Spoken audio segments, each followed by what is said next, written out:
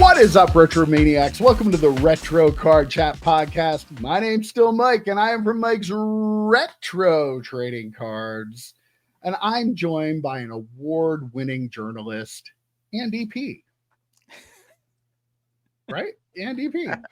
If you've watched the channel, this guy over there did a fantastic job with his interview of Steve Cherndorf last week. If you guys haven't watched it, go watch it. But this guy deserves some kind of an award over here. And EP, I know you just keep trying, buddy. Keep trying. You'll get there. You'll get there, my man. I've defend myself. I've won many awards, actually, several journalism awards. Not here. Yeah, not on this channel. Yeah, what my award. What MRTC award count? have you gotten? Yeah, come on. Whatever. Real talk though. Go watch that interview, please. Tell a friend. Yes. We have almost 300 people every week to watch the podcast. I'd like to get the interview at least to that. I mean, it's such a fun time. He's such a knowledgeable guy, and we had a lot of fun with him. And hopefully he'll be back again to talk some more stories. But we got to watch that one, please. Please watch it. I don't ask for much. And even if you're not a sports card fan, like if you're not a non-sports card fan, like specifically a sports card fan, he still has stuff in there. He still has receipts in there from stuff involving the industry and everything. It's a real, like, there's such good stuff in there. Please check it out. Very informative. It's a great interview, and I don't give him his flowers ever. So if I'm telling you he did a great job, he must have done a really great job, because every time I say he did a great job, like, I'm feeling a little bit of a pain. It hurts. It hurts. It hurts. Yeah, it hurts. All the greatness I've had in my life, I don't think Mike's ever said good job. So if he's saying good job now, with years and years of greatness at my back, it's that motivation of trying to get a good job out of me that motivates you to aspire to be where you are today. Hearing you say I did a good job, I'm cracking open a beer. I mean, I have to. Celebration.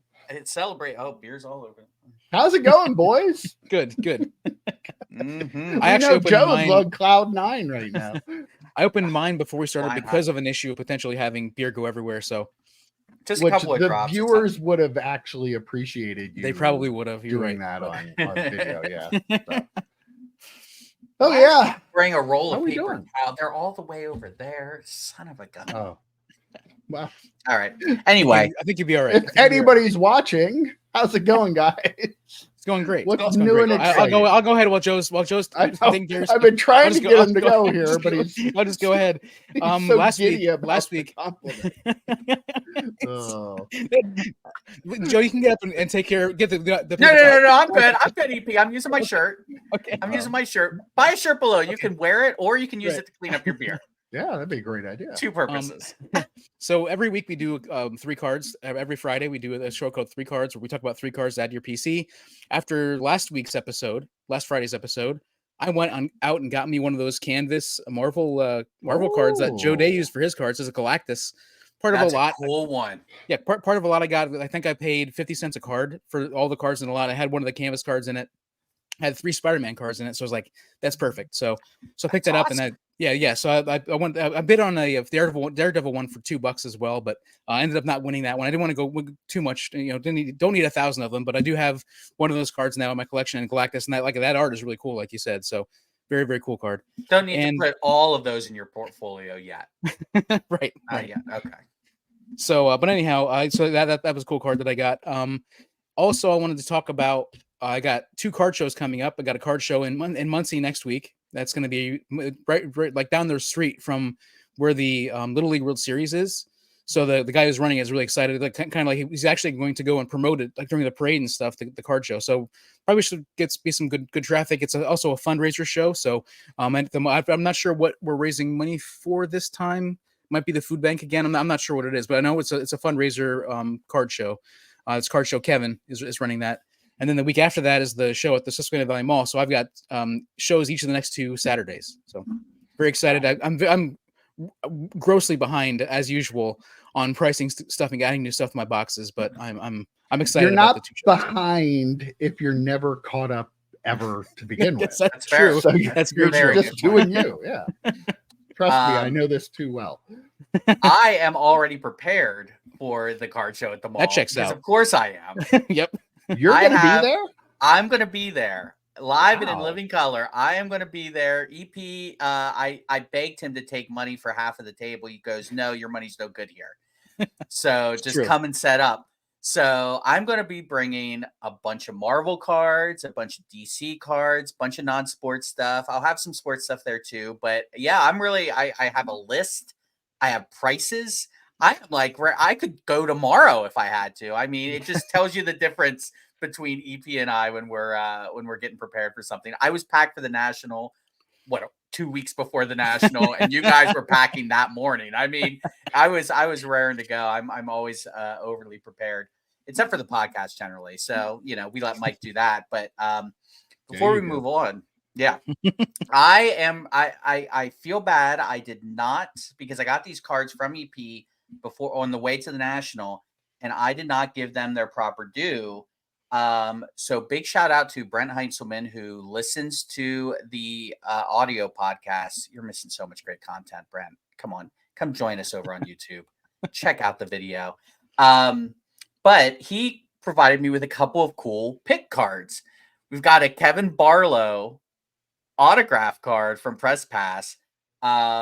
I was a huge Kevin Barlow fan. He went to the Niners back in the day. But yeah, Kevin Barlow in that super ugly Pitt Rock the Panther helmet. I don't know. And then a little Dan Marino out of Select Draft Picks. Very cool card there.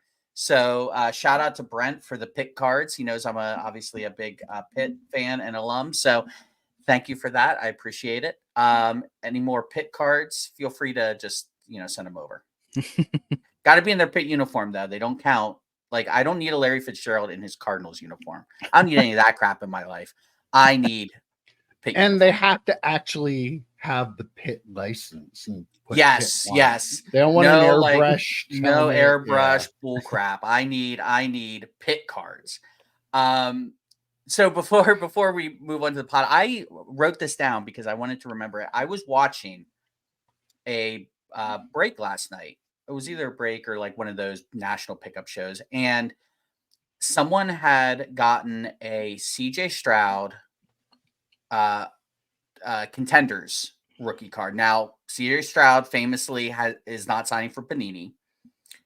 And Contenders famously is known for their autographs, right? So this is his biggest Contenders card, right? It's like he doesn't have auto cards. I was thinking about this. Is this moment in time in the hobby where the biggest quarterbacks that have not signed autograph cards bringing us back to the 90s? Not that they didn't sign autos in the 90s, but remember when the biggest thing you could get for a rookie for the most part was just a really cool base rookie card? Mm-hmm. Like people were like searching out base rookie cards because one auto per box maybe, and chances are it was Billy Joe Tulliver or Billy Joe Hobart or something like that.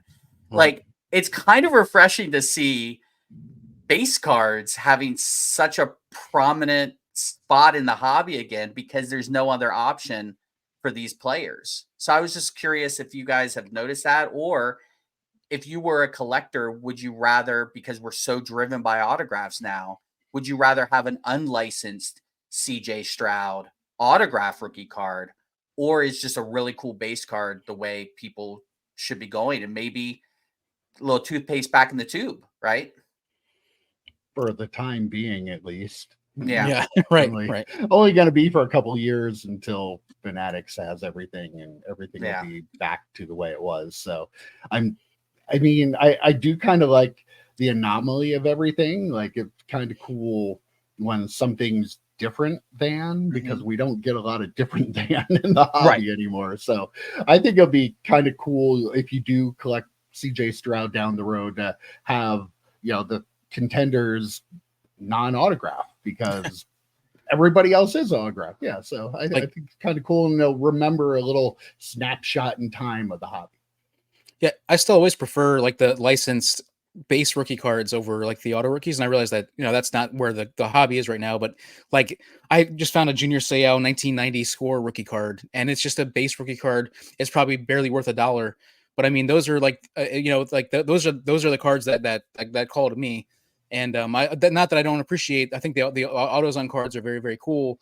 I wonder, when we were talking about this, I wonder 10 to 20 years from now, then like new collectors are going to be like, how come these great quarterbacks from this class don't have any autos? Well, all the other ones throughout the history of time, everybody has an autograph, and then somebody has to explain to them like, okay, well, that year their Fanatics paid and got it. That's why we've had Fanatics cards now for the last 100 years, because that's an EP fever dream right there. Fanatics for 100 years. That's amazing. So just a quick follow-up. Do you think his first CJ Stroud, for example, but Bryce Young, Will Levis obviously are in this vein too. Do you think their first Topps licensed autograph card will be more valuable than any of their rookie cards? Yes. Yep. 100%. Yeah, probably. But then again, like Will Levis and Bryce Young might be not worth anything by the time they come out. So that's true. That's interesting good to see point, what happens. They may not be worth more than what the rookies are worth now when they actually come out on a licensed product. So does that elevate Anthony Richardson's rookie card, since he does have autographs in those products? Like, is his card going to be like the one? I mean, obviously, if he lives up to the hype or whatever. But I mean, does his card end up being? That's been the biggest chase in breaks. I mean, people have been going after them for a while. It's wild though. I think they're like on the slide printing more Anthony Richardson than like. I saw someone do a PSA reveal, and they had one CJ Stroud base, and they had like 10 Anthony Richardsons. And I'm like, I don't know that. And he's like, oh, I pulled these all from packs. And I'm like, I'm thinking they're putting Anthony Richardson in there more than CJ Stroud to have people. I mean, let me strap in. I mean, it's possible that they're doing that. I could see Panini. He's the face of our franchise right now, the face of our company. So, I mean, I wouldn't be surprised if they are. Like they turned a knob and said, let's double print that sheet with 89 Griffey style. Let's just crank her up. So, I don't know. Well, if you haven't noticed, look, I have cans of football cards behind me there. And not only that, look at all that stuff. And that's only a fraction of it. Yes, this is a shameless plug, but starting this Friday on my X feed. When did you go to X, by the way? When did you go to X? I had to do it. I'm still on Twitter. Just have to do it. Just have to do it.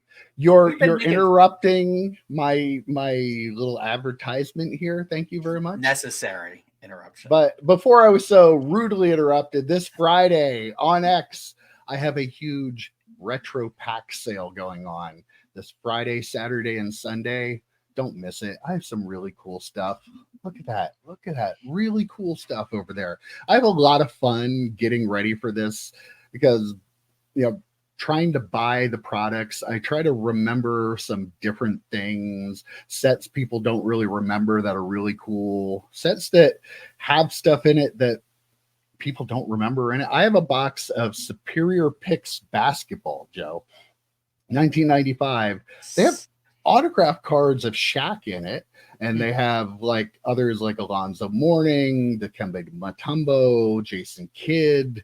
They have good autographs you can get out of it, and it's not a terribly expensive set. So, that's the kind of stuff I like to find, things that people might not know about nowadays or may have forgotten about, things I remember from having the shop.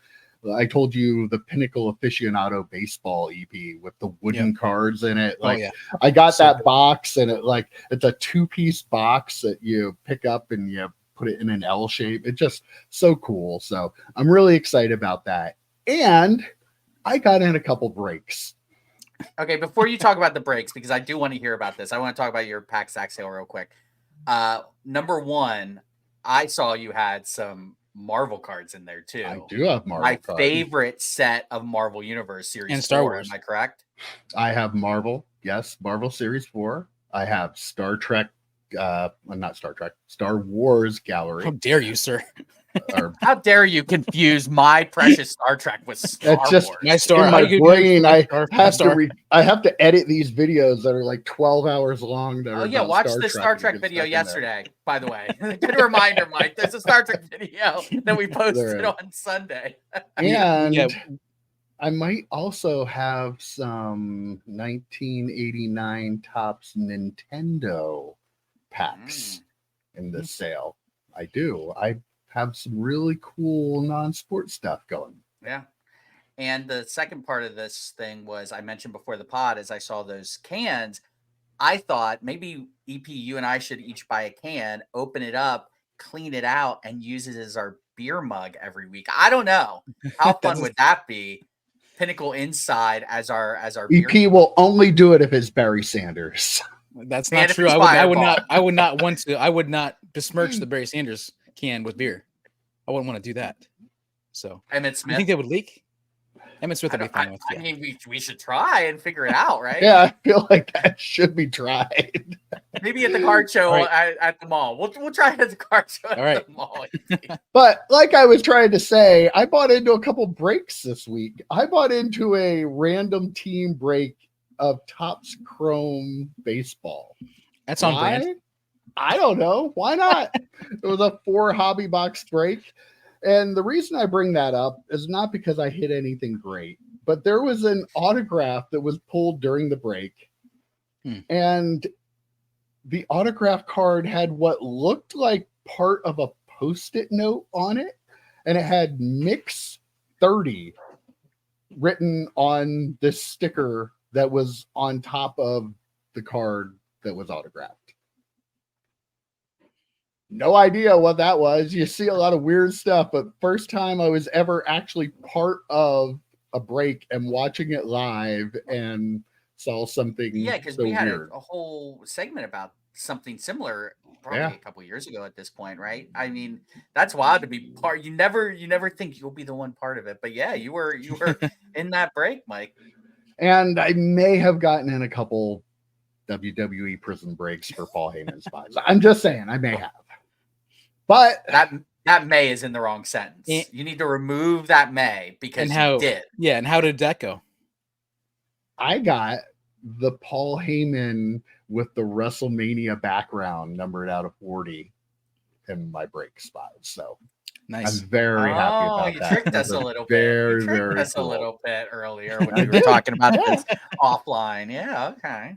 So, and I mean, they're coming out with the undercard variation to those boxes, and I have to get into breaks of that because that's the one that has the image variation that Paul Heyman is Paulie Dangerously.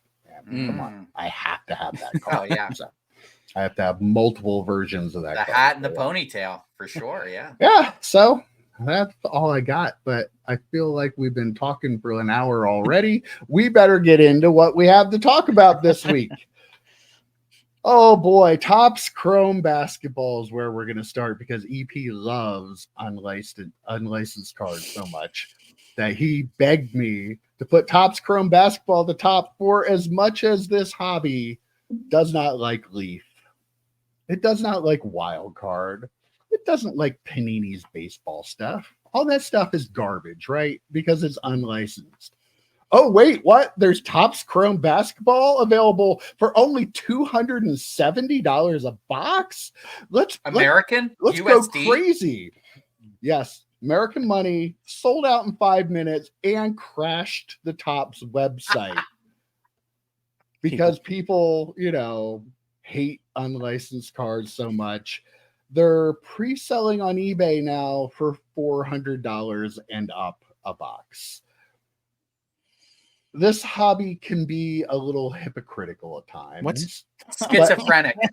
I'm not sure it can ever be more hypocritical than it is right now with this product at this price point and this kind of popularity of people wanting to get it. It's just FOMO, right?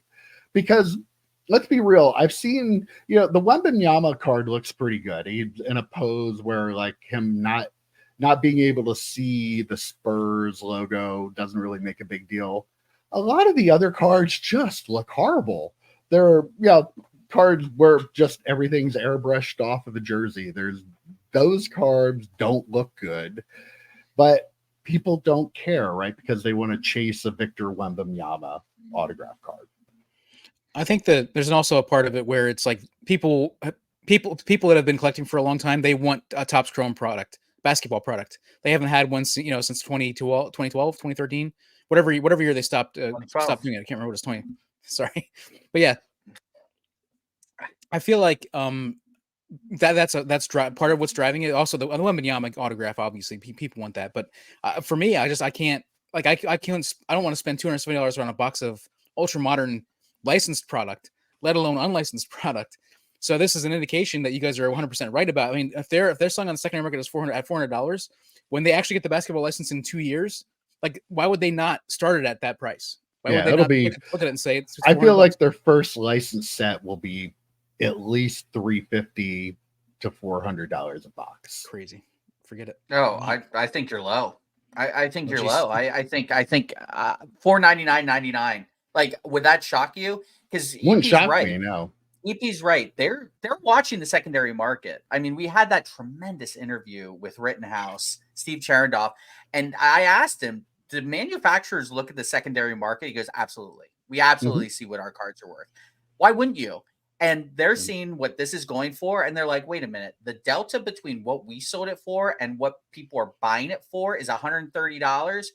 Guess what we're going to do? We're going to close that gap. So, and that's $400. You're not telling me they couldn't squeeze another 100 out of that? It would not shock me if it was $499.99. And we're going to talk about the interview that Brian Gray did with Jeff Wilson on Wednesday's show. Please watch that. But yeah, you're right, Mike. I mean, people hate with a passion, hate Leaf cards. Like, and it blows my mind that we're willing to have the shortest term amnesia I've ever seen in my life. That literally, 2-3 weeks ago, people were complaining about Leaf being unlicensed, and they're dropping $270 to $400. Add tax, add shipping onto that, right? I mean, you're telling me that this is wildly better than what you could get out of a Leaf product. I don't think it is. Even Leaf has CJ Stroud. I don't know if they have Wemby autos, but they have CJ Stroud autos. They have some big name autos in those cards. They have some nice looking products. People are just Fanatics is shoving it down their throats, and they're just loving it, and they're going to keep eating it up, and they're going to do it for 2 years. And then in 2 years, when they have the license, to the moon with the prices, kids, to the moon. Do you guys think that this particular product will have any staying power? Like, do we think it'll keep selling for 400? Will it go up? Will boxes go down? Like, what? I understand the initial excitement and everybody like the FOMO and, I have to try to get it. But do you think this particular product has long-term viability to keep like the price level that it's at? Well, I'll answer your question with a question. How are Justin Herbert cards prices? Like in today's hobby, like I think that the pull of the Wembanyama autograph is going to keep the price where it is, no matter what else happens with everything else. So I mean, I feel like people are going to like look at it from that perspective, where like Justin Herbert cards aren't going down. I mean, they maybe a little bit, but they're not where they probably should be. I mean, I assume, I don't buy Topps products, but I assume that there's like superfractors and out of 5s and out of 10s. I mean, as long as his superfractor doesn't get pulled, those prices might go up, right? And then even when it gets pulled, there's still the option. And this is his second year card, right? These aren't rookies. No, I think it's I'm making a joke because I guarantee you that's a joke, kids, because it is the year of our Lord 2024. The NBA draft took place a few weeks ago at this point, and we're having Wemby rookies in 2024 products. Cracks me up to no end, and it's not just Topps that does that. So I'll throw Panini under the bus as well. But yeah, I think EP, your point about as long as there's Wemby autos to chase, as long as there's low numbered Wembys to chase, people are going to buy it. And every box that gets opened, the price is going to go up, because that means that there's even a better chance to pull that Wemby. Wouldn't be shocked if there's a superfractor bounty from Dave and Adams. I haven't looked, but I assume there's something out there, or there will be. You know, there will be some big product hit there will be a huge bounty on. I mean, a lot of people are still chasing. Was it Luca's 101? Wasn't that what Josh Luber was ripping boxes of Prism for? How much are those boxes going for? So yeah, it's going to be. And he ended up taking France to the finals, didn't he, Wemby? Mm-hmm. I mean, his market is as strong as it can be, and those prices are going to keep going up until I don't even know. I mean, I'd say until some of these big pools get pooled, but there's still going to be base autos that people are going to be going after and be willing to take the chance on. No, I'm not going to do it, but let us know in the comments if you're going to buy any of this stuff. One thing you're not going to be able to buy yet is a Marvin Harrison Jr. Cardinals jersey. And some more information came out. You know, Fanatics had to sue him over breach of contract. They said they signed him to an exclusive deal, and he's saying, I don't have a deal. Well, some more details have come back with that, and the judge in the case is allowing Fanatics to alter their complaint. But I just wanted to go over some of the ridiculousness of this. Apparently, Marvin Harrison Sr. is the person who signed the deal with Fanatics for over $1 million. And he was representing the official Harrison collection, which is the LLC that they set up to, handle Marvin Harrison Jr.'s, all his memorabilia and all that stuff. And his as well, I believe. You can buy his stuff from that as well. About that, though. No one. But here's where it gets fun. Marvin Harrison Jr. claims that he isn't bound to the contract because he didn't sign it. Keep in mind, a representative of the LLC they set up to handle this stuff signed it, but he's like, dude, I never signed anything. My dad signed something. I don't have a contract with you. So Fanatics is saying, yeah, but dude, you took the money and you've signed some autograph cards. So like, clearly you understand what this deal is. And we have you signed because the representative of your company signed the agreement. And even though your name's not on it, like, clearly you understand that you were being paid to do this. He's like, nah, bro, that's not me. Like, your Marvin Harrison impression, spot on. I know. It's like, he said, first of all, he said that Topps was paying him, not Fanatics. And he said he wasn't paid. The company was paid. So his company. Sorry. So yeah, his defense is, I didn't sign anything. I wasn't paid. The company was paid. And Fanatics didn't pay anybody. Topps did. That is what his current argument is in this lawsuit with Fanatics. So his argument is, or whoever. So his argument is, I'm just smarter than everybody else. Like he thinks he's playing chess, everybody else is playing checkers. Meanwhile, like the court is going to say, dude, your company signed this. You're part of the company. Like it's just, like, I didn't sign it though. My dad signed it, and I didn't get paid. The company got paid. And Fanatics didn't pay me. Topps paid. It's fantastic. I want to know how like nobody paid me. Family dinners are going right now. In that I was just saying Thanksgiving is going to be super weird at the Harrison house. I would suspect. Oh, I don't think so because his dad. Because this is a trick, right? This is a trick. Like, this is fantastic. Every ounce of this is fantastic because it's annoying Fanatics, which I love. I love that it's annoying Fanatics. Like they have to spend real money to sue Marvin Harrison. This is awesome. I also love it from the fact that Ohio State education at its finest, kids. I mean, come on. Yeah, Big Ten ain't known for their academics outside of Northwestern. So this is all great. Michigan, I guess, but this is all fantastic. Purdue. Yeah, I guess if you're an engineer. All right. Penn State and Ohio State are the ones I'm making fun of. So anyway, so this is great. At the end of the day, he's gonna have to sign stuff. He's gonna have to do what he has to do. There's like we talked about this when the story first came up. they're the only show in town. What are you gonna do? Take your wares to Panini or take your wares to Leaf or whatever? I mean, and they're not going to pay as much. They're not going to pay as much. Well, I'll tell you what, Panini might, just because he can be their poster child. How are they not already? Autos. In that case, hold on, maybe because they're seeing this. Hold on.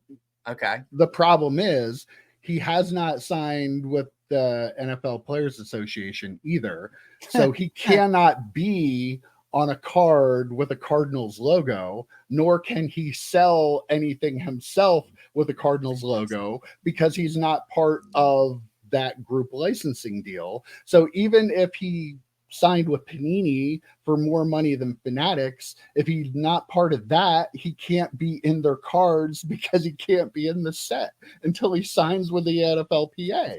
EP, as a Giants fan, right? As a Giants fan, how happy are you that the Cardinals took him before the Giants pick? Got neighbors. I mean, a little bit, definitely, yeah. And the neighbors is balling out in camp too. Can you imagine in 4 years when the Cardinals are like, "Oh, you're gonna have to, we're gonna franchise tag you instead of giving you a long-term deal," and he's like, "Nah, bro," in Mike's parlance, right? Nah, bro, I'm good. I'm not gonna play for the Cardinals. Well, no, we franchise you. Nah, I'm good. I'll go play for someone else. Who else? What are you doing? Like this is a preview of what what's his name, Steve Bowden or whatever, the owner of the Cardinals is going to have to go through, because he seems almost as crazy as his father. Is Harrison official, the company that they created over? Is that they're going to create their own card products, just an entire set, nothing Marvin Harrison? Apparently, I don't know. Maybe they'll just sell some plain red jerseys with a white number on it. Maybe Panini will make one, because remember, Topps made a Trevor Lawrence set. Do you remember this, Mike? Yeah, they did. Guys, yeah, they made their own Trevor Lawrence set where it was him in, I think he was either in his Clemson uniform or he was in suits or whatever. But yeah, I would not be surprised if he was like, "Hey, I'll sign a bunch of autos for someone else. Whoever will pay me, start the bidding process. I'll sign for you guys."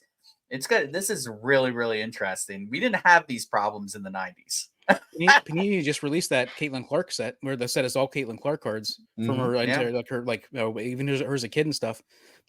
So I mean, the Panini's not afraid to do that. And I feel like if they were going to pay him more than Fanatics, that deal would already be done. Like that would already be taken care of. But in his mind, they're paying him in addition. Not more than, because he already took the $1 million from Topps. The company did, Joe. The company did. Yeah. So he could get a deal with the company and then a personal deal with Panini. That would be fantastic. Please, Hobby, give us that. Do you think he's thinking to himself, "I should have stayed at Ohio State. I would have made more money"? It's possible. With the transfer board, with the NIL deals, he'd probably make more money staying in Ohio State than he would in Arizona. Oh, well, just some of the ridiculousness of that, but we had to talk about that because it was fun. It's my favorite story of the week. Did you see that Topps now is releasing a card for the gold medal USA basketball team? But the catch is they are going to give one person who buys a card a 1-of-1 triple autograph card of LeBron James, Steph Curry, and Kevin Durant. Now, this is the kind of stuff I think is really cool. If I'm remembering correctly, those three guys have never been on a card together. I think this is the first one. So Topps released some info on the one tweet. It was LeBron's never signed a Topps card. LeBron and Steph have never been on a card together, and the three of them have never been on a card together, like in any company or any set. So yeah, this is a bunch of firsts for all three of those athletes. You're talking about three all-time greats. I saw actually my buddy Bill Bowman sent me a photo of this card last night. He's not a card collector in any way, but he saw it and had to send it to me. And like that card is like an instant. Like there were images from the games the final on Saturday that were just amazing images, photos and stuff like that. Where like if you're a fan of the USA and the Olympics, you got excited. But then to have these three guys, all together on the same card, these three guys that are like all-time greats that are playing, that have been playing in the league for a number of years together, like that's just an amazing card in my opinion. One of the top basketball collectibles that you can probably get, in my opinion. And I was gonna say it's gonna be wild when like LeBron pulls it himself. Like that's gonna be crazy, right? That'd be great. Yeah. No. Well, Topps now. Hopefully they can't. Topps now is different. What do you think the print run is gonna be on this card? A jillion. I think the one I saw had, I think, a 1-on-1 on it. I thought it was just no. Just the card of the Topps now. Card. So since they're randomly sending it to one right. person who buys a card, what do you think the print run on this card is going to be? It's got to be the most they've ever done. All the 1 numbers. billion. Every that number. card is worth so much money that right. like your odds of pulling it are still pretty good compared to like winning a lottery or something. So what's the most ever? Probably 200 and some thousand, probably the most ever. I think there was like a Caitlin Clark one that was for like, I want to say that I'm totally guessing, but this is gonna like way over surpass it. It's gonna be like, I wouldn't be surprised if it was $1 million. Would you be surprised if it was $1 million? I wouldn't be surprised. I think you're lowballing it. I think it's gonna be way more than that. I mean, people are going to buy 100 of them, right? It's like buying like you said, Mike, people are going to buy thousands of them. Yeah. Wow. Well, that'll be it. Let us know in the comments. What do you think? How many of you bought? Are you buying any? Yeah. Are you buying any? I haven't bought any. I feel like I should buy one though. I might buy a lottery ticket. It's like buying the lottery ticket when it goes to $1 billion. Yeah. Those cards are going to be so worthless other than the 1 of 1, but and everyone will grade them as soon as they get them in. And then flip them, and then 10s will be worth $30. The first 5 will be, that could be the first card ever that a PSA 10 is worth less than what you paid for the raw card. Just saying. The day is coming, I guarantee you. Yeah. Oh, well, one person that could definitely use the money of pulling that card is a dealer that was at the National that had $275,000 in cash stolen from their unlocked vehicle in the parking lot. They thought they locked it. I don't know. I'm not a dealer. I don't walk around with large amounts of cash. But if I had $275,000 in a briefcase, I don't think I'm leaving it in my car, whether it's locked or not. I think it's going to be chained to my hand. I don't know. I maybe I just don't know how this works, but I hear stuff like this and I go, how? Just like, the theft the other month in Dallas, like how do you just leave this stuff laying around? I don't want to victim blame, but I will. There's some blame to go to the victim here. Like $275,000 in cash just in a car, even if it's locked. I don't know if it's a car. I'll say a vehicle, but whatever it was, just crazy. I do my level best to not victim blame. I have questions about it all the time. Like, why weren't you watching that specific case? But at least in that instance, it was in the center of their area. Someone had to distract like 3 employees. And so there were $275,000 maybe to them is nothing. And they're like, whatever. It's like me accidentally leaving a 20 in my car. I doubt it though. And I would hope not. Like, I'm not saying people should steal, but my God almighty, you're at a card show and we talk about the shadiness of this hobby so much. It's not just the shadiness of manufacturers. It's the shadiness of people. Mike, you've been dealing with people. You dealt with people stealing from your shop. How often? And we're talking like $10, $20, maybe $100 worth of stuff. To not think that people are thinking in some way, shape, or form, I'm just going to walk around this parking lot and try doors. Yeah. You got what you deserve, my man. That's the one thing, like in that situation, I guarantee that the people that took that weren't the only people that were kind of looking around. And we were there. We saw how few people they had working out in the parking lot. Right. So you could have easily walked up and down and looked in every vehicle in a couple rows and nobody ever knew you did it. So I just don't abide stupidity. I mean, this is one of the dumbest things I've ever heard. I don't care if the car was locked because it doesn't take much to smash a window, but to not even have your car locked. Like, I get paranoid when I go to a restaurant, get out of my car, and I don't have shit in my car. I have my coffee mug that I really love, and I will walk back like 20 feet and make sure I lock my car. I don't have no $275,000 sitting in there. We were paranoid at the National. And we had nothing with a rental car with nothing in it. We had a rental with nothing in it, and we were paranoid about it. Yeah, it's just ridiculous. Yeah, I'm going to tread on some of the stuff Joe said, because I mean, he spot on the same way I feel. I don't want to victim blame either, but man, like I park my car at work and I maybe what do I have maybe $5 in quarters in the center console for like parking or whatever. But if I get a thought in my head that I didn't lock it, I will walk back and lock it. Let alone 200. I would check 17 times to make sure I locked that car. I would pull on every door handle to make sure it was locked. And again, like you like and like the massive thing for me is like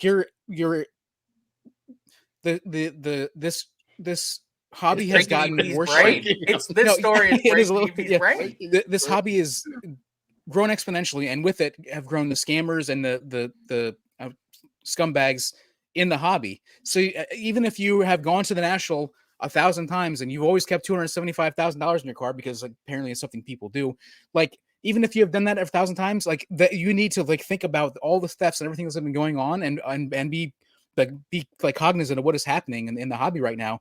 Like you can't leave that in there. And I guess maybe they did see that the $2 million was stolen from inside somebody's area in Dallas, so that's what they were worried about, possibly. But still, like I would feel better about it having it close to me. Like that's a lot of cash. That's a ridiculous amount of cash to have just sitting in your car for hours upon hours upon hours in a place where there are like 100,000 people walking around and going through the parking lots and stuff, and probably even more people. They don't even have tickets probably to the show, and they're just walking around the parking lot looking to steal stuff. So I mean, there's a lot of stuff going on here. But like, if I had that amount of money with me, it would be with me, like on my person. You know what I mean? Like I would not let that get away from me. They'd be wearing one of those baby Bjorn backpacks like I had with the cash right there. You're going to have to take it from me physically. These people who lost this money sound so stupid that I kind of am wondering if it's legit. Like no one's this stupid. I know. Like here we go with the whole Dallas thing too. Right. Like someone to be from the hotel before stupid. That. Are you sure it's not an insurance situation? Like, I don't know how you would prove it one way or the other that to your insurance company that you had $275,000 in cash. But they didn't even break a window, man. They just opened the door. Like the insurance company's like, you left it unlocked, right? I like it just, the stupidity is on such a high level here that I have to wonder, are people really this stupid in society that they would just let their $275,000 in cash? That's double what my first house cost. Like, in their car. Like, it's just absolutely mind-blowing to me that someone could be this stupid. Either A, they're lying, or B, they got what they deserve at this point. Like, a fool and his money. What do I say? You know, like they soon shall be separated. And that's what happened here. Yeah. Well, definitely a lesson. You should always prepare for the worst. Hope for the best, prepare for the worst. Yep. But apparently, one of the worst things is doing card collector content on YouTube. I love that transition. That was a good one. Thank you very much. I want to share a tweet with everybody here, but are they called a post now on X? I think I don't. I still call them tweets. It is from Neo Cards and Comics, and we are not putting this up there just to point out Neo, but Neo tweeted this out saying, "This is why you don't see a lot of collector content. People simply do not watch it, the hobby." And he had some stats there showing that he had 430 views on a video in the first 2 hours that it was posted. And, you know, that was quite a bit lower than what his normal, you know, videos get. And I thought it would be kind of fun to talk a little bit about this situation because, yeah, he's not wrong. the collector content doesn't get the views of all the negative, just like anything else, like anywhere on social media, stuff that's controversial, people with hot takes, bad things happening are all going to get more views than positive things.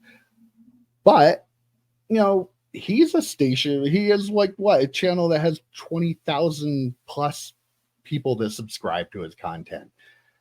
I don't understand the being so worried about the views of every video thing.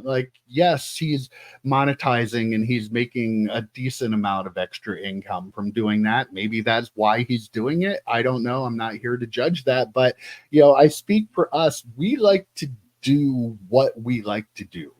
And I would like to think that even if we were getting 2,000 views on this podcast, we're still going to do 3 cards on Friday because we like to do that. And, why not? I guess my big point is, if you have a bunch of other videos that are being watched, what does it really hurt you that if you're putting one out on a day of some content of what you really like?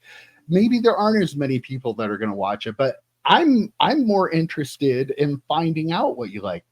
Dustin does do this quite a bit, and I give him credit for that. And he, with his Stranger Things videos, he had a lot of stuff out there that didn't get views, but you could tell he was really into what he was doing. And I think it's still really important that even if you're a channel that typically gets more views, you're a bigger channel, to do some content of stuff you really like, though. It legitimizes you as a collector. It helps people connect a little more with you in terms of what you collect and what they collect. Still fine to do the news videos. He does a good job putting out the content that he does.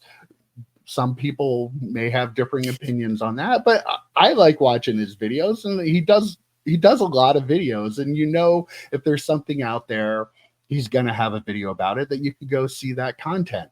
But I wish he would go, what, this video doesn't do as much, but that's okay, because this is my collection and I want to share it with people. And it doesn't really matter if this gets as many views as my other videos. They'll do well. This one might do a little less well, but it's important to have that content out there. My rant's over. Go ahead, Joe. No, go ahead. Okay. Save Joe for last. We never know what Joe's going to say. It's fair. As EP's coughing for the audio. Yes, sorry. Yeah, I did cough for a second. So I feel like this hobby, we call it the hobby, this is our hobby. Our hobbies are about our collections. I mean, maybe it doesn't get quite as many views, but those views are going to be people who are, like you said, Mike, you're connecting. The connection, that is the important part in this hobby, is you're going to gain potentially lifetime viewers and subscribers with that kind of content. That's what that content does. It's not going to get a bit, because the headline isn't as sexy, so it's not going to get all the views. But the people that watch that and actually can connect with you with your collection, if they have a similar collection and agree with you, that's how you get lifetime. That's how you make the connections in this hobby. It's all about our collections. There are a lot of people that all they're worried about is flipping, and those people aren't making those connections, and they aren't in it for the same reasons we are. So I just pump the brakes on being worried, being upset about a video that isn't a little bit less than the other ones, and just realize what that means for a lot of the collectors out there. Joe, do you have any thoughts? A couple I'll throw out there. I will say, when I first started watching Northeast Ohio Cards and Comics, the reason I started watching them is because of content like that. Like him opening up a 1990 Marvel Universe box. Sure, he sent off some to be graded and to sell, but it was about the nostalgia of what he collected as a kid. And that's what drew me to his channel. When he went the other way and went more newsy, I'm like, I have other news sources. And there are other reasons, but that's why I stopped watching him. So if he did more PC stuff, I probably would watch him more. To this specific video, when you sent this to us, Mike, I was like, it's been 2 hours and it has 400 views. Is that bad? Is that bad? And then I checked it this morning and it has 1,500 views in 24 hours. And I'm like, that's bad. I looked at the previous video he did the day or two before, and it was a clickbaity video. We all have done them, so I'm not throwing him under the bus for that. But it was a very clickbaity video about Fanatics Fest. It's got the same number of views practically in a day or two more. So I don't understand what like the point he was trying to make. I was very confused by the point because we joke around all the time, like when you do your stack sales, that within 5 minutes you'll say you haven't sold a card yet. Within 5 seconds you haven't sold a card yet, and you message me an EP. It's more of a joke now than anything. Like the sale's going terrible, and we'll be like, yeah, you're going to sell like a bajillion cards, right? Oh, what'd you make this time? $100,000? Of course. Yeah, like so that's what it felt like to me. It's like you literally just posted it. It literally has 400 views in the span of 2 hours, and you're upset by that. What is your I'm goal? sure that's less than what he would normally have. It probably is, but again, if you look at the video the day before, it wasn't that far behind when I had seen when you had sent us the tweet. So like, I don't know, like, and my big takeaway is, if that's all you're in it for, why are you doing it? Like, unless it's money, like I don't understand why you're that concerned about how many people. My favorite videos to do are the Star Trek videos. Maybe they get 100 views. Maybe they get 150 views. The most fun video I ever did was that interview with Steve Cherndorf. It's not even at 175 views yet. I loved it. I loved it more than as much fun as it was to open up a case of Wolverine. I loved it more than that. And those videos are going nuts. Like, so like for me, it's more about sharing what I like as a collector. And I think that's what the three of us primarily are in this for. It was never about views. I think once your interaction with a hobby is about how many people watch your videos, maybe you're not doing it for the right reasons. That's just my opinion. I wonder if maybe he expected more because it was his collection, and like he was expecting, people are going to go bananas, and maybe that was it. Maybe it was his like snap reaction to the views not being what he expected, or maybe it's just social media, making a social media post just to make a social media post because there's a lot of sentiment out there that collector content doesn't do well on YouTube. So I wonder if maybe it was just part of that to get people to watch that video. Maybe yeah, that's possible too. But I mean, he's not wrong that the collector content doesn't get the views. Like everybody who makes content in this hobby knows that. But it's just, again, it's about what you want to accomplish. I think he is a collector, and I think he has things that he loves, and I think he's a big enough channel that if he would share that a little more, I think he would get maybe not the same amount of views. But again, does it really matter? Like I think that's where I have the hold up. Like, you're a bigger channel, you get good views on all your other videos, and you have people that are watching that. It's okay to have one every now and then that highlights what you really enjoy, because it helps the viewer connect with you a little more, as you're not just a guy talking about what card prices are or news. You're actually another collector. And, like, we sent Dustin a picture of a Stranger Things pinball machine from the National because we know he loves it, because he shared all the different videos, and you can tell he truly loves that stuff. And, I feel like Neo's the same way. I think he's a collector and he loves stuff, but share with us a little bit more. It's okay to open up, share that stuff, get a little less views on your videos, but make a little better connection with the regular collector that's watching.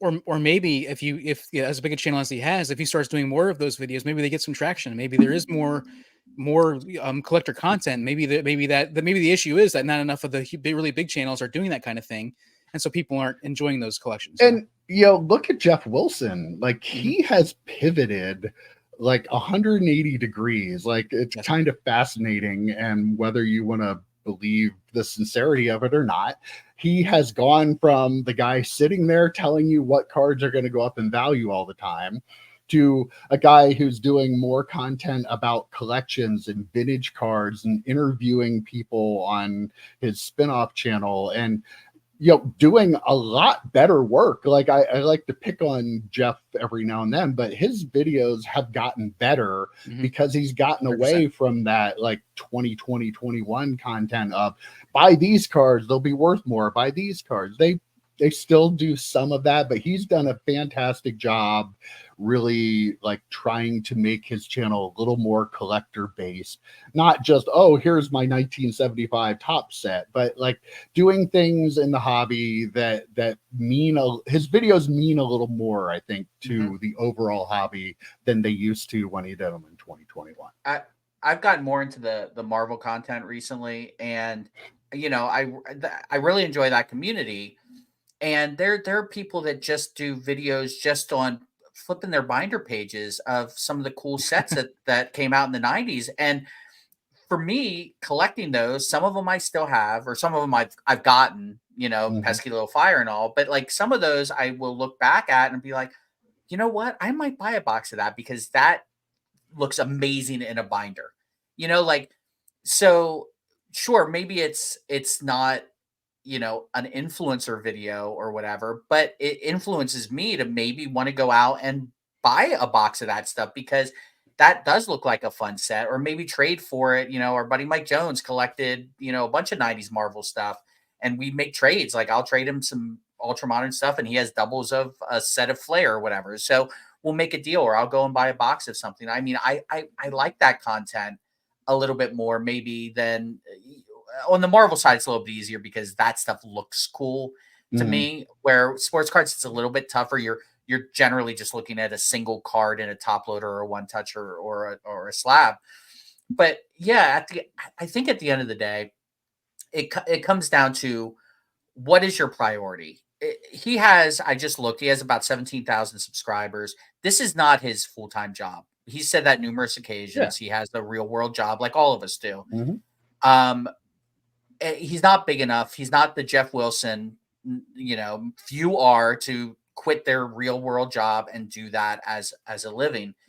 So what's it matter if one video a month or, one a week doesn't hit what you feel your perceived threshold should be on views when you're putting out content that you enjoy? Like, I would love to ask him, which video did you enjoy making most? That one, or the one about FOMO of Fanatics Fest, or will it flop, or whatever clickbaity video was the day before? I guarantee you it was the PC stuff, or I would hope it is. Because EP Extra Innings doesn't get a ton of views. I guarantee you love that. 3 cards doesn't get a ton of views. We love doing that card. My Star Trek stuff doesn't get a ton of views, but I really enjoy talking about Star Trek cards. Why should this be why should he be any different? Enjoy what you're doing, post it, and you're still getting like 2,000 views. Yeah. Put that in perspective as well. It's a good job. Like you said, like you said, Mike, he produces a lot of videos. Like every once in a while, I'll just have one like that where I guarantee you, I don't want to guarantee it, but like I feel like more people, like Joe, you're talking about the people flipping through those binders. Like those people earn subscribes from you, right? Like those, if they're you're entertaining, and if they have really cool stuff, you're going to subscribe. And I wonder what kind of subscriptions how so much his subscriptions increased. I'm talking about Neo here.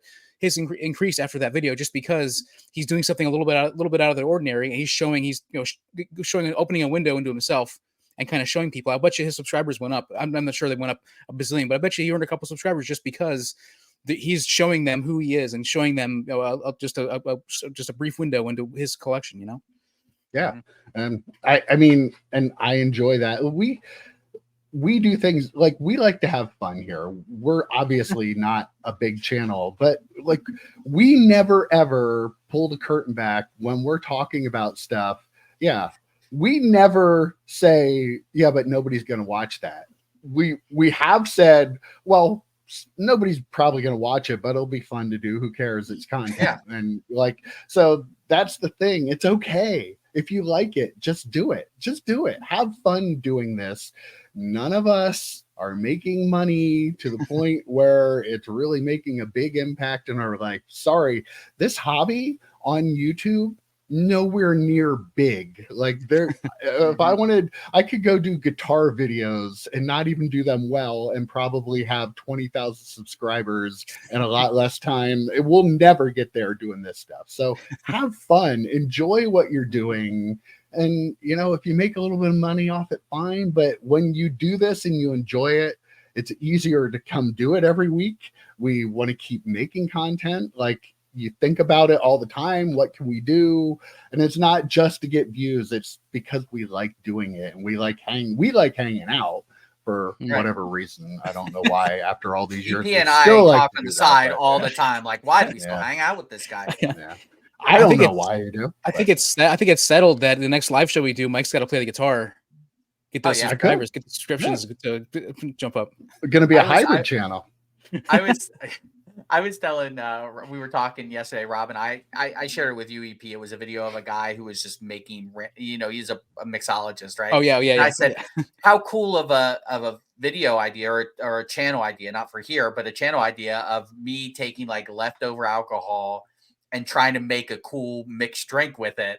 And I go, I bet you would surpass our card content in a heartbeat. Right away. Absolutely. But like, it'd be fun for a little while, but I'd end up probably needing a new liver. But that being said, I mean, we do this because we enjoy it, and we enjoy it because we get to talk about like stuff that we like. So like just embrace that a little bit. And again, put it in perspective. You still got more views than 99% of the stuff that we put out on our channel.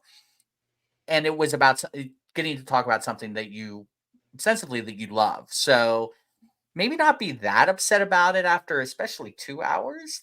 I hope that doesn't discourage other people from doing, you know, PC content. Like that's the big takeaway. I think like putting that kind of stuff out there sometimes might discourage someone who really has a channel where they're all they talk about is their PC content and the numbers are low, and that hopefully doesn't discourage anybody from stopping doing something they love to do and are enjoying doing, that kind of thing. All right. Well, you guys joke, but you don't know why you keep hanging out with me. I'll tell you why. Because I have fun lists for you to try to guess. Yes. Okay, and I'm back with one to wrap up this. I'm great at these, so I have a list of the top 10 most faked baseball autographs. I'm gonna let you guys try to guess, see how many of these 10 you can get before we get out of here this week. Mickey Mantle wants to go first. Mickey Mantle is definitely number one. Yes, that was an easy one because Joe, baseball expert. Yeah. Exactly. Now Caitlin I have Clark number 2. Caitlin Clark, yeah. I have a couple, but I'm going to start with Ken Griffey Jr. just because he's so iconic and it always is the same. And I think people are good at that. Ken Griffey Jr. is number 8 on the list. 8. Okay. So there we go. Very good. I'm surprised it's on the list because it is so like iconic. Let me get my pen. Right. But if you are somebody who is very good at copying something over and over and it's always that same, I feel like he's definitely tried. That's what I'm hearing. Definitely. Yeah. This is probably not one, but I'm going to throw it out there. Babe Ruth. Babe Ruth is number 4 on the list. Oh, wow. Okay. Very good. One that popped into my head that I think is for this almost the same reason as Babe Ruth. Babe Ruth is only 8 letters, so you're not like doing a bazillion different letters. So Ernie Banks. Ernie Banks is not in the top 10. All right. Just because there was a great Seinfeld episode involving this guy. Joe DiMaggio. I think it's like Keith Hernandez. Joe is tied for number 6. So yes. All right. A Yankee EP. Just saying. I'm getting Cal all these Jr. Yankees. No, Cal is not on the list. Boy, who is the baseball expert? I know. Wow. Maybe that guy was right about. Or maybe he's an autograph forger. I don't know. Yeah. That's way more likely. Damn it, that might be true.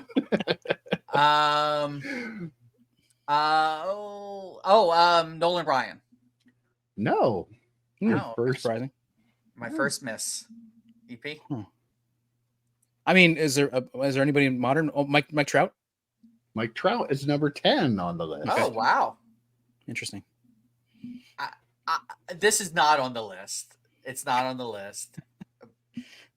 he hasn't been playing long enough. I was gonna say Shohei, but he's not. Shohei Ohtani is number 3. Are you serious? Holy crap! I was thinking like, oh my god. Think about it though. I mean, his cards are worth so much, and there are so many different ones that wow. And I am because shocked. people are scammers, of course. Now in his what do they call it, Kaiji, or just his? I didn't English version. Get that confirmation. Yeah, sorry. I think since there's possibility of both. Probably both. Right? Yeah. How about Derek Jeter? Derek Jeter is number 5. Good call. Wow.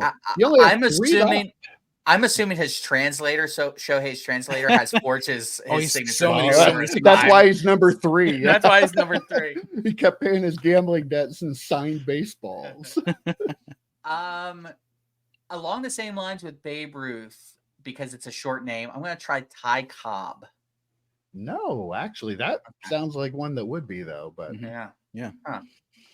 Probably because they're a little more scrutinized because he's such an older player. Yeah, I feel like there are the. Can you give us a clue? Are how many of them are like 1990s players? The remaining 3 are all vintage era players. Okay. Oh, Hank Aaron. Hank Aaron is number 9. Yes. VP, I took your turn. Sorry. That's right. No problem. And the other 2 are 2 of the greatest players to ever play the game of baseball. One might be the greatest player that ever played the game. Barry Bonds. Oh, you said vintage, so it can't be Barry Bonds.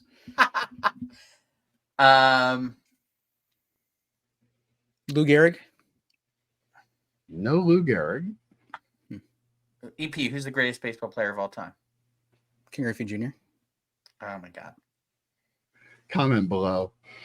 I mean, he did think he'll never be another one of them. So, but who is Ken Griffey Jr. kind of like? Ken Griffey Sr. Nope. The greatest baseball player of all time. Willie Mays. Oh my God, Willie Mays. There you go. Willie Mays is number 2. And the other guy, some might argue, is the greatest hitter of all time. These clues don't help me, everyone in the audience, by the way. These clues don't help me. They should help him. Ted Williams. There we go. Wow, you guys got all 10. And you only got, 4 misses? That was really good. High five, Joe.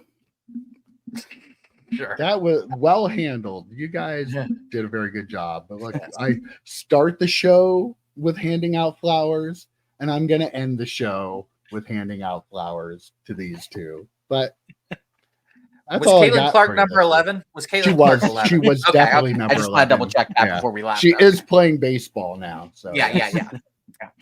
All right, guys. That was a fun chat this week, and I will see you next week. Take care, guys. See you, boys. Adios.